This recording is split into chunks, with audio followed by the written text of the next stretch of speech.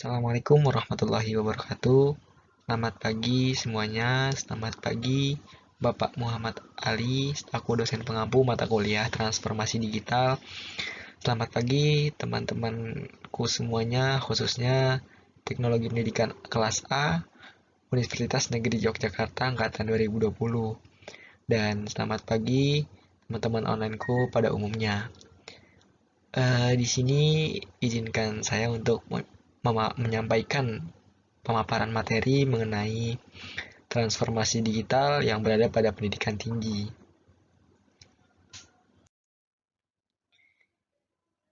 Ada pepatah bilang bahwa tak kenal maka tak arufan. Ya, makanya di sini izinkan saya perkenalkan diri terlebih dahulu. Nama saya Hafiz Abdul Basit. Saya menempuh pendidikan di program studi teknologi pendidikan. Khususnya saya berada di kelas A. Lalu ada di Fakultas Ilmu Pendidikan di Universitas Negeri Yogyakarta, dan saya baru semester 1, baru masuk tahun ini angkatan 2020 artinya.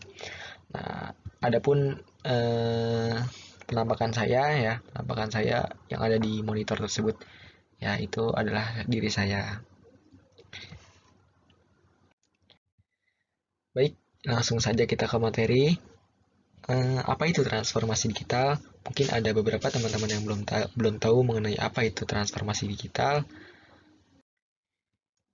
Jadi teman-teman, transformasi digital adalah sebuah proses yang radikal atau luar biasa, di mana proses tersebut melibatkan sumber daya yang dimiliki, termasuk memanfaatkan teknologi digital yang memberikan pengalaman baru.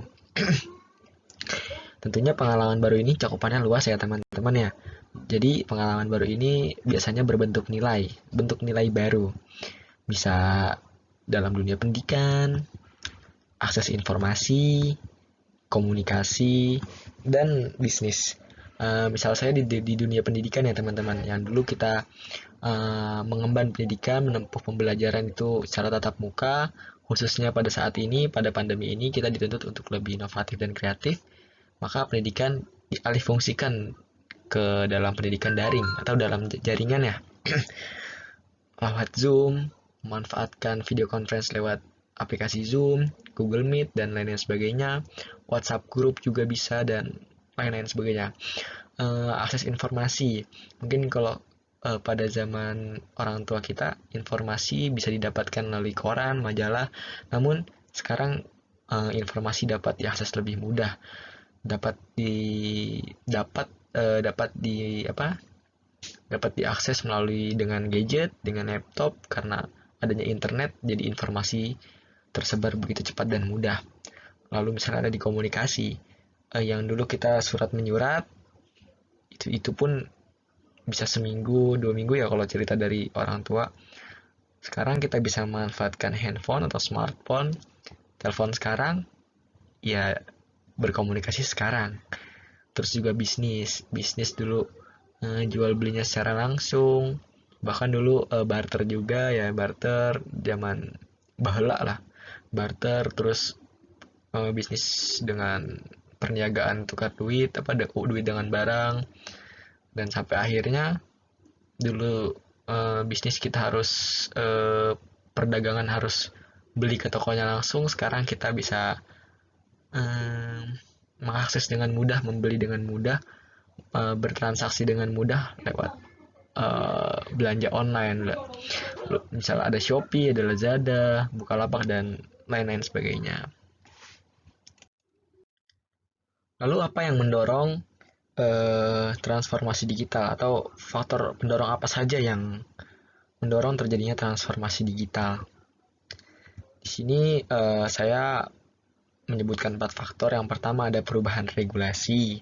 Seperti yang di slide sebelumnya yang sudah saya jelaskan tadi, ketika biasanya regulasi pendidikan kita tatap muka, terus juga misal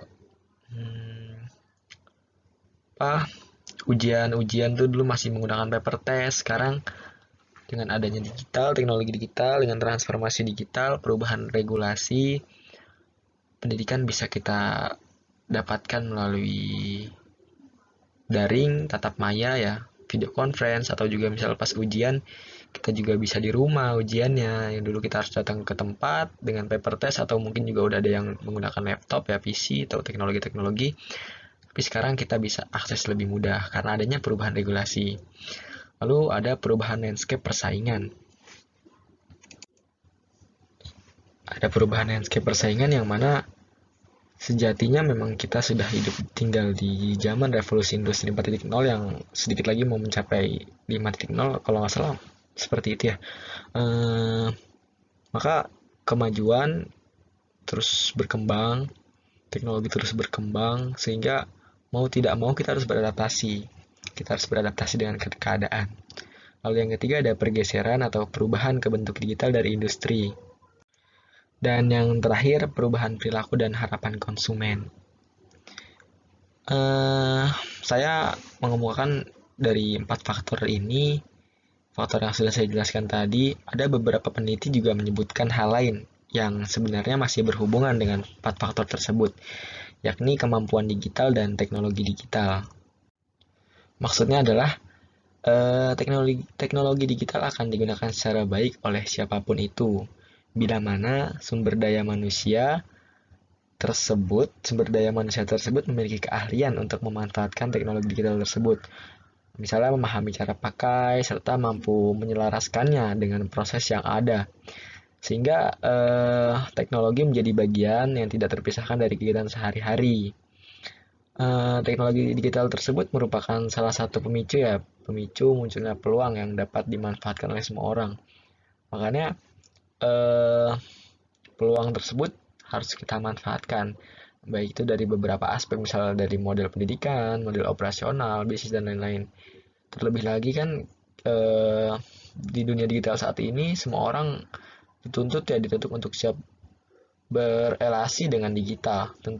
Tentunya dari adanya transformasi digital ini menghasilkan inovasi produk pendidikan yang lebih baik, mengeksplorasi dan mengembangkan model pendidikan yang bersifat efektif dan efisien, sehingga dapat memudahkan para mahasiswa dalam mengakses pendidikan yang ada.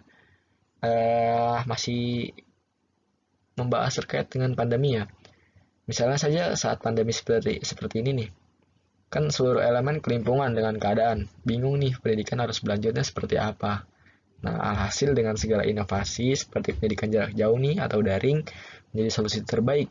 Meskipun masih juga banyak kekurangannya, misal jaringan, atau mungkin juga semua orang kan kemampuan ekonominya tidak sama, ada yang mungkin cukup dan lain-lain sebagainya. Seperti itu. Dan jika teman-teman melihat lebih jauh lagi bahwa transformasi digital pada pendidikan tinggi ini sejatinya berdampak pada kemudahan. Jadi mahasiswa itu lebih mudah untuk mengakses dan lebih mudah juga dalam mengabdi ke masyarakat. Sehingga harapannya masyarakat bisa lebih luas menerima edukasi tersebut. Misalnya ketika kita belajar di bangku kuliah, kita menerima teori ini, teori itu, lalu kita bisa mengamalkan teori dari yang kita telah pelajari, kita amalkan, kita ajarkan ke masyarakat lebih luas, misalkan melalui sosial media, Instagram, Facebook, Twitter, dan lain-lain sebagainya. Karena memang sejatinya itu salah satu fungsi media sosial ya, untuk berbagi manfaat ya. Gitu. Lalu ada perkembangan teknologi. Perkembangan teknologi ini yang sudah saya jelaskan tadi ya, sejatinya memberikan angin segar dan juga mimpi buruk. Ya, jadi tergantung bagaimana cara kita menyikapinya. Tergantung dari bagaimana kita menggunakan teknologi. Dan yang perlu dicatat, hal yang mungkin orang mengetahuinya namun tidak sadar dalam pengaplikasiannya, bahwa teknologi itu sejatinya hanya sebuah alat untuk memudahkan manusia mengakses tujuan yang ingin diakses. Jadi balik lagi kepada poin yang tadi, tergantung bagaimana kita menyikapinya. Kan banyak juga mahasiswa ya, atau saya sendirilah, saya pribadi misal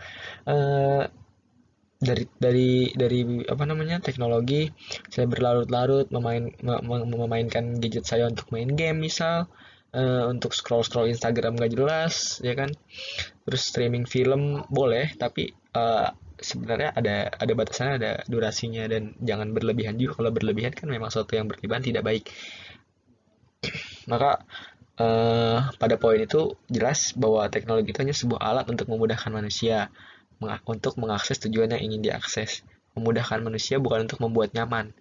Kadang ketika kita nyaman akan sesuatu akan menimbulkan sesuatu yang malas ya, akan menimbulkan sifat kemalasan gitu, karena kita sudah nyaman gitu. Lalu pendidikan teknologi ini sendiri apa namanya telah berkembang dalam sektor apapun, khususnya yang kita bahas di sini pendidikan. Maka begitu banyak ya perkembangan-perkembangan yang telah terjadi, misalnya dalam dunia pendidikan, pendidikan teknologi ini akan memudahkan kita dalam mengakses sesuatu, ya kan? Mengakses sesuatu. Eh, Sangat beda ya, mungkin dengan tahun-tahun sebelumnya, katakanlah sebelumnya yang mungkin belum terlalu memanfaatkan teknologi dengan baik. Misalnya ketika ingin mengakses sebuah ilmu, sebuah diktat, sebuah apa ya, sebuah pengetahuan, mungkin pada zaman kuno ya, kita mengibaratkan sih zaman kuno, kita harus datang ke perpustakaan dan apa namanya, ya kita harus datang ke perpustakaan untuk mendapatkan pengetahuan atau mendapatkan hal yang ingin kita dapatkan dari buku-buku melalui datang ke perpustakaan. Namun sekarang aksesnya sudah begitu mudah ya, mudah didapat. Kita hanya menyalakan handphone, mengakses di Google bisa dan lain-lain sebagainya. Mengakses di internet itu udah banyak banget. Dan ini juga ya, yang kedua tidak terbatas waktu.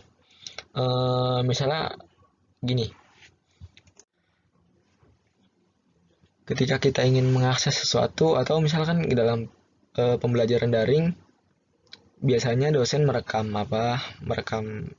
kegiatan belajar mengajar seperti yang Pak Muhammad Ali ya, dalam ini kegiatan belajar mengajar direkam lalu rekamannya dikirim kembali. Mungkin kalau misalkan kita belajar tatap muka, belajar langsung, kita tidak bisa mengulang mereview materi-materi, namun ketika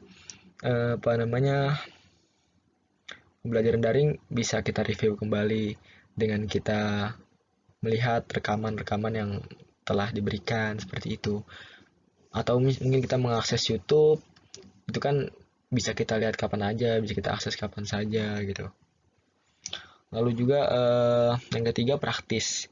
Maksud praktis ini eh, sangat memudahkan ya, sangat memudahkan mahasiswa terkait eh, apa terkait menempuh pendidikan yang ingin kita dapatkan. Misalkan praktisnya maksudnya di sini ketika kita belajar tatap muka, kita telat, kita kesiangan, kita harus bergegas dulu, siap-siap, rapi-rapi, ganti pakaian dan lain sebagainya. Kita berangkat, mungkin telat, menghabiskan banyak waktu, tapi ketika pembelajaran melalui daring, melalui teknologi, itu kita bisa dengan praktis ya, hanya dengan menyalakan laptop atau handphone, smartphone. Kalau kita kalau video conference kita masuk ke Zoom, Gmeet dan lain-lain sebagainya, sangat praktis ya. Dan hebatnya lagi tidak terbatas ruang dan waktu. Maksudnya eh, dari satu pelajaran bisa langsung ke pelajaran selanjutnya tanpa harus menghabiskan tenaga yang banyak dan menghabiskan waktu yang banyak seperti itu. Lalu ada pengetahuan yang diperoleh lebih banyak, ya tentunya karena aksesnya mudah didapat. Pengetahuan yang diperoleh juga bisa lebih banyak karena aksesnya sekarang sudah lebih mudah. Lalu juga lebih menyenangkan dan pembelajaran dinilai lebih interaktif dan inovatif dan tentunya lebih terbuka. Lebih terbuka maksudnya bisa diakses oleh siapa saja dan kapan saja seperti itu. Nah, ini adalah penampakan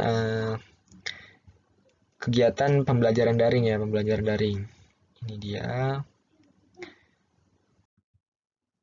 Ini juga ada. Oh, ini penampakan mahasiswa atau peserta didik kadang-kadang mempunyai sifat yang berbeda-beda ya. Mungkin ada yang dalam kondisi juga saat itu lagi kurang fit, kurang tidur, dan ya ini hal yang pernah saya rasakan juga ketika kuliah, kurang fit, lagi sakit juga, kurang tidur juga karena ada beberapa amanah yang harus dijalankan juga.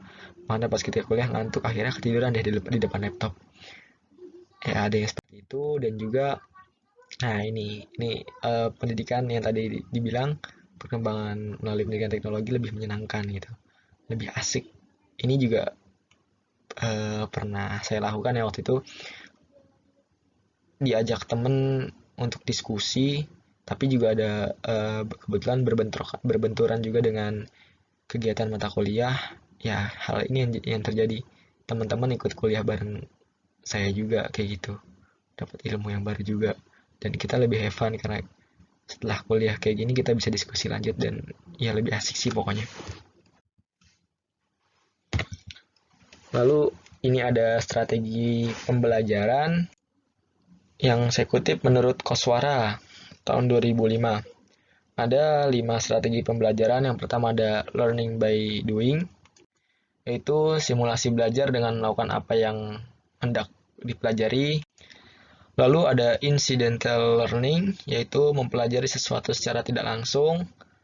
Terus ada yang ketiga ada learning by reflection, yaitu mempelajari sesuatu dengan mengembangkan ide atau gagasan tentang subjek yang hendak dipelajari.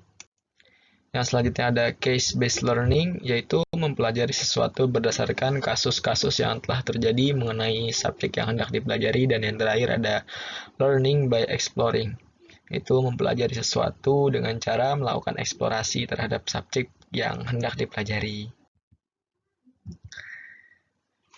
Dan tentunya dari setiap apapun terdapat dampak dan manfaat ya mengenai era digital terhadap pendidikan. Nah, dampak positifnya itu meningkatkan kenyamanan dalam suatu aktivitas, mengurangi ketergantungan dan kendala terkait lokasi, meningkatkan ketersediaan informasi, dan yang terakhir memungkinkan komunikasi instan jarak jauh, mempercepat waktu pemrosesan aktivitas. Tentunya manfaat tersebut baru memiliki nilai jika dibawa dalam satu arahan.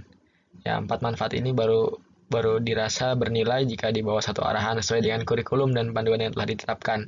Artinya tanpa arahan dan paradigma yang jelas, maka penggunaan teknologi tidak akan optimal. Dan tentunya di balik positif juga pasti ada negatif.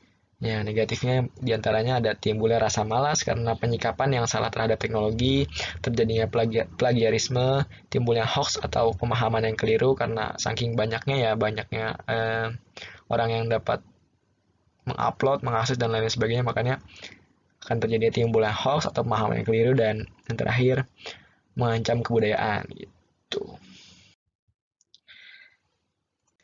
Pada akhirnya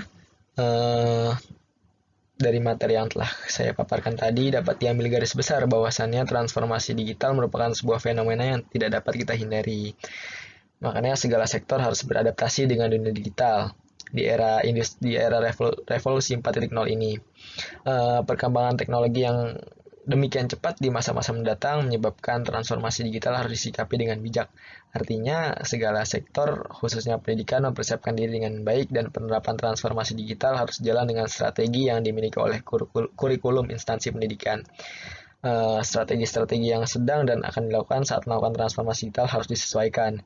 Artinya harus memikirkan kembali strategi yang sudah ada untuk disesuaikan dengan perubahan yang akan dilaksanakan. Namun ada hal penting yang perlu diingat bahwa penerapan transformasi digital akan menimbulkan dampak tadi ya, dua dampak tadi, ada positif dan negatif. Maka kita sebagai mahasiswa harus cerdas dalam memfilter sehingga adanya transformasi digital mendatangkan dampak yang bermanfaat dan meminimalisir kemudorotan. Mungkin sekian, mohon maaf bila ada kesalahan kata dalam penyampaian, mohon maaf bila ada tutur yang kurang teratur dan kata yang kurang tertata, kurang lebihnya mohon maaf. Wassalamualaikum warahmatullahi wabarakatuh. Selamat malam semuanya.